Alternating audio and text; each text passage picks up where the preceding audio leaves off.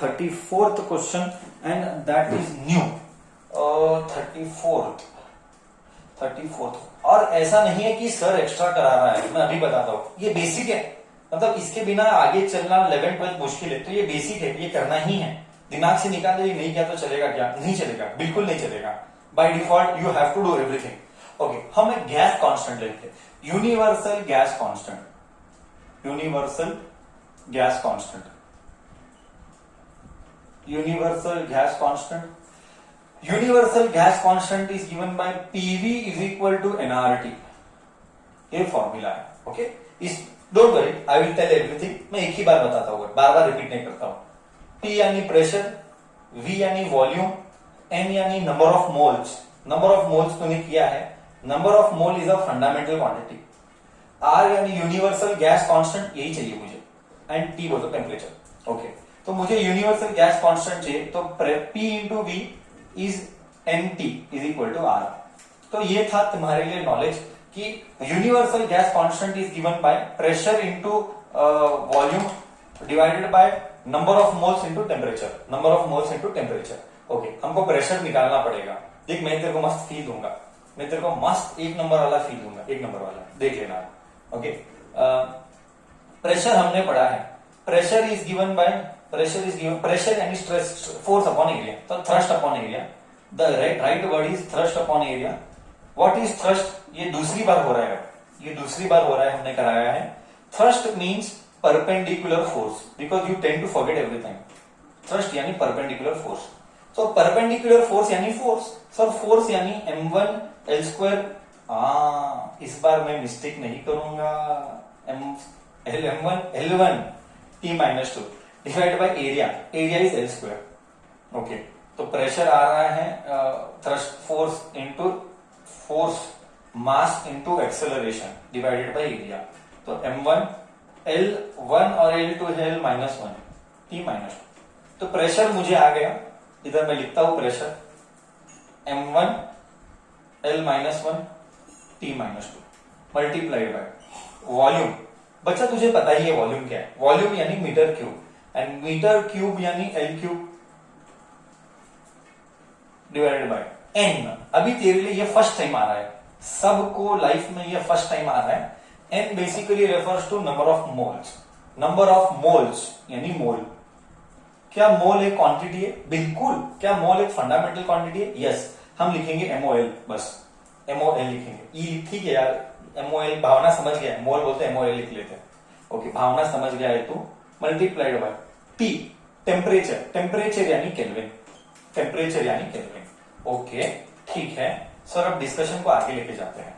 मैं तेरे को फील नहीं दिया ना, मैं तेरे को एक फील देता हूं, मैं फील देता हूं, प्रेशर इंटू वॉल्यूम है ना। तो इधर प्रेशर इंटू वॉल्यूम क्या है? M1 L1 L minus 1 T minus 2। I am very excited, L cube. इन दोनों को जोड़ क्या आता है? M1 3 minus 2 L2 T minus 2। ये क्या है? ये क्या है बच्चा? ये क्या है? ये क्या है? Come on, I am very excited now. What is this? This is work done, बच्चा। This is work done, that is energy. So हमारे लाइफ में आज एक नया फॉर्मूला बर्थ हुआ। See, this is why you have to do units and dimension. Now listen carefully. Now listen very carefully. Okay? Why we have to do units and dimension? This is one of the reason. I will explain now.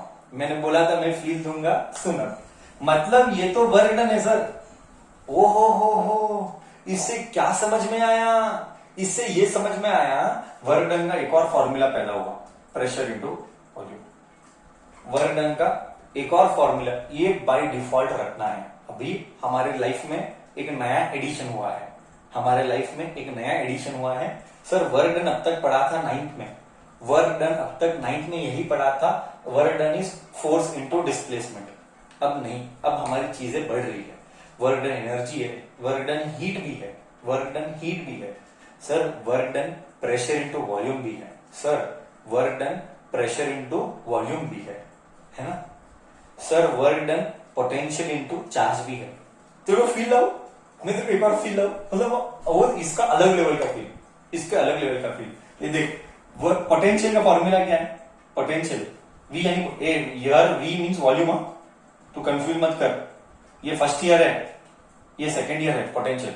देख इधर हमने एक और किया था, potential is work done to move the charge. एक काम कर, इसको इधर लेके जा, तो तुझे क्या मिले, मस्त फील आएगा देख, potential into charge is work done. तो तेरे हिसाब से सर तू मेरे को पूछेगा, यू विल आस्क मी, साला work done pressure into volume भी है, but work done potential into charge भी है।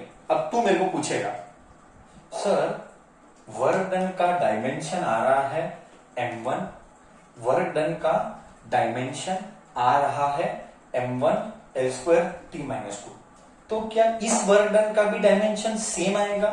गारंटी पे सेम आना चाहिए। आई रिपीट, क्या सेम आएगा? नहीं, गारंटी पे सेम आना चाहिए। अगर नहीं आता तो रॉन्ग है।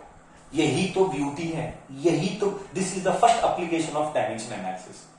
This is the first application of dimension analysis. Why we have to study dimension analysis? I repeat, why we have to study dimension analysis? It is because it helps you to check the units and it helps you to check whether the formula is right or wrong. This is what we are going to do, the second part of it. Okay? मैं feel लाने के लिए बात करता हूं, मैंने सबूत नहीं दिखाया, मैं सबूत अब दिखाऊंगा तुझे। क्या potential into charge work done यही देगा? गारंटी पे देना है, नहीं तो तू रॉन्ग है। अभी हमने जस्ट पढ़ा था, हालांकि मुझे तो याद नहीं है, मैंने तो बोला था मैं बाय हार्ट नहीं करता हूं, मैं तो डिराइव करता हूं। अगर जहां तक मैं इधर देख पा रहा हूं, वो पोटेंशियल का अभी टाइम वेस्ट नहीं करने के लिए, m1 L2 T-3 A-1, ये था हमारा पोटेंशियल का MLT। और चार्ज है, चार्ज 80 है। देख इधर आएगा m1 L2 इधर 1 है, इधर -3, इधर 1 है, इधर T-2, इधर -1, इधर 1 है। आहा हा हा हा, सर साला गजब का कॉन्सेप्ट। हाँ साला गजब का कॉन्सेप्ट। फील आया बच्चा? फील आया नहीं आया? फील आया नहीं आया? तो आज से हमारे लिए एक और कॉन्सेप्ट हो गया। तुझे कुछ समझ में आ रहा है कि साला मैं अकेला ही जी रहा हूं? तुझे फील आ रहा है कि मैं अकेला ही पढ़ रहा हूं? ऐसा क्यों लग रहा है कि मैं ही सीख रहा हूं? तुझे फील आया कि नहीं आया बच्चा? अब आ रहे रिप्लाई। एक नंबर। क्या दोनों का सेम आया? क्या दोनों का सेम आया कि नहीं? मतलब तेरे मन में एक नेक्स्ट डाउट आएगा, तेरे मन में एक नेक्स्ट डाउट आएगा। मैं बताता हूं नेक्स्ट डाउट क्या आएगा। सर आपका बोलने का मतलब ये है कि अभी जस्ट थोड़ी देर पहले फोर्स के 7-8 फॉर्मूले लिखे थे, है ना? कि हमने फोर्स के 7-8 फॉर्मूले लिखे थे। क्या सर वो सारे फोर्स के फॉर्मूला से वापिस से फोर्स आएगा? गारंटी पे आएगा। आई रिपीट, हमने क्या क्या लिखा था? Force is equal to M A, force is equal to 1/4 pi epsilon naught Q1 Q2 by R square, force is equal to Kx, force is equal to M A के साथ हमने लिखा था M V square by R, M omega square R, F is equal to B I L sine theta, हमने लिखा F is equal to B Q V sine theta. क्या ये सारा डायमेंशन लेने पर, क्या ये सारे डायमेंशन सब्स्टिट्यूट करने पर कौन सा भी फॉर्मूले से क्या हर बार फोर्स सेम रहेगा? सेम नहीं रहेगा, गारंटी पे सेम रहेगा, गारंटी पे। This is the first practical application of dimension analysis, not dimensional formula. Why to do sir? Because it helps you to derive, new equations, because it helps you to derive new things. क्या अब थोड़ा जब syllabus आगे जा रहा है, जब थोड़ा सिलेबस आगे जा रहा है, बरोबर सर, बरोबर। ऐसा फीलिंग आ रहा है नहीं आ रहा है? ऐसा कुछ फीलिंग आ रहा है नहीं आ रहा है बच्चा? खैर ठीक है, थैंक यू। अब हम क्या करना है? हम कर रहे थे universal gas constant. So next time अभी हमारे बुद्धि में क्या याद रहेगा? अभी हमारे बुद्धि में ये याद रहेगा कि कभी भी प्रेशर इनटू वॉल्यूम आया तो क्या याद करेगा? कभी भी लाइफ में प्रेशर इनटू वॉल्यूम आया तो क्या याद करेगा? बोल क्या याद करेगा? वर्क डन को याद करेगा, वर्क डन को याद करेगा। इसको बोलते हैं होशियार बच्चे का गुण। एक और फील दू, सच में फील दू, मैं फील अभी भी दे सकता हूं, मैं अभी भी फील दे सकता हूं। देख एक और फील देता हूं, देख। हालांकि ये सारी एक्स्ट्रा चीजें थी, फील लाने के लिए सारी चीजें बताई मैंने, बट मैं तेरे को एक और फील देता हूं। देख इधर, मस्त मजा है। ये यही याद रखना है सर। ब्यूटी क्या है फिजिक्स का? यही ब्यूटी है।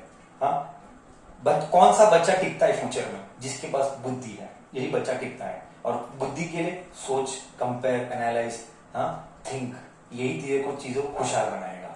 देख इधर, मैं तेरे को फील देता हूँ। Pressure into volume work done कैसा? बट सर आपने तो सिर्फ क्या बोला था, डायमेंशन सेम आया तो सेम है। मेरे को डायमेंशन नहीं चाहिए, ठीक है, मैं कुछ और नया दिखाता हूं, मैं फील आता हूं।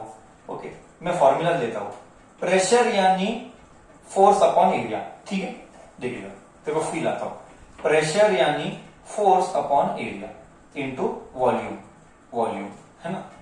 ध्यान से देखना, ये सारे डेटा चाहिए, ये मुझे डेटा चाहिए दिमाग के अंदर, दिमाग के अंदर चाहिए, कंपल्सरी, इंस्टेंट, कभी भी। ओके, क्या force upon area into volume को लिख सकता हूं एरिया इंटू डिस्टेंस? करेक्ट है ना, क्योंकि ये तो तूने 10th में किया, वॉल्यूम को area into distance. Cutting cutting, बच्चा मेरे क्या आया?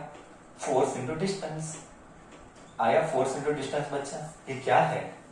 ये फोर्स, ये 9th स्टैंडर्ड है, ये 9th स्टैंडर्ड है। डिस्टेंस बोल या डिस्प्लेसमेंट बोल, force into displacement gives, force into displacement gives work done.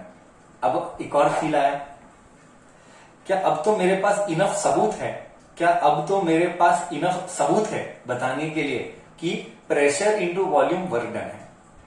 ठीक है, हाँ या ना तो बोल, ठीक है।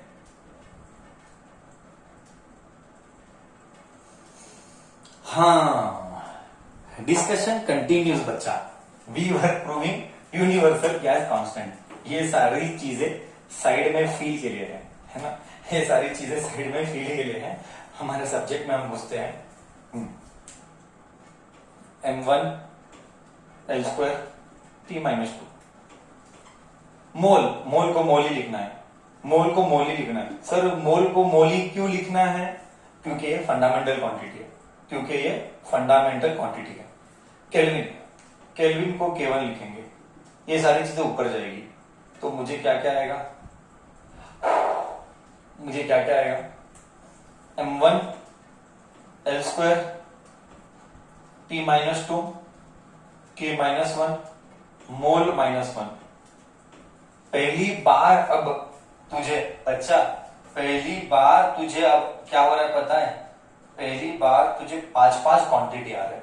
अब तक कभी हमने ऐसा क्वांटिटी नहीं किया जहां पे 5 अलग अलग आएंगे। पहली बार हमको 5 फंडामेंटल क्वांटिटी आ रहे है ना, M, L, T, K, मोल। हमारे को 5 फंडामेंटल क्वांटिटी एक ही इक्वेशन में आ रहे हैं। बोल बच्चा, तुझे गया नहीं गया? हाँ या ना? यूनिवर्सल गैस कांस्टेंट है ना, यूनिवर्सल गैस कांस्टेंट, ये था यूनिवर्सल गैस कांस्टेंट। ओके,